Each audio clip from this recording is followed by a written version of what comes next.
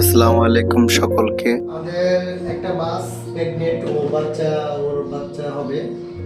আমি এটা ধুতে নিয়ে আসছি। এটা ধুয়ে তারপরে জমানো পানি 2 ঘন্টা জমানো পানি জারের ভিতরে দিয়ে তারপরে মাছ দিতে হয়, তা না হলে মাছ আসেন পুরো প্রসেসটা আমি আপনাদের শর্টে দেখাই। এই যে লাল বল দেখতেছেন, এখানে 2 ঘন্টা আগে পানি আমি জমিয়ে রেখেছিলাম। তারপরে জারটা ভালো করে ধুয়ে জারের ভিতরে পানি নিয়ে নিলাম। সেম ভাবে জারে পানি ভরার কাজ শেষ, জারটা নিয়ে একুরিয়ামের সামনে চলে আসলাম।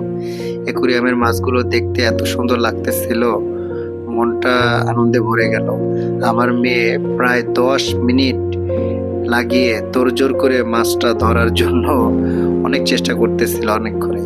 অবশেষে মাছটা ধরে ফেললো।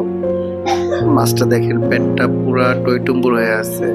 ফাইনালি মাছটাকে ট্রান্সফার করে ফেললাম। সবাই ভালো থাকবেন, ফ্যামিলিকে ভালো রাখবেন, চ্যানেলটিকে সাবস্ক্রাইব করবেন। আল্লাহ হাফেজ।